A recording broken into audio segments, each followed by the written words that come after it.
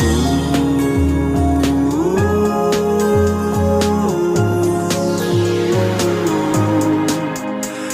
na muna tayo sa sarili nating mundo, kung hindi magulo, pag-ibig ang nagpapatok. Tayo ay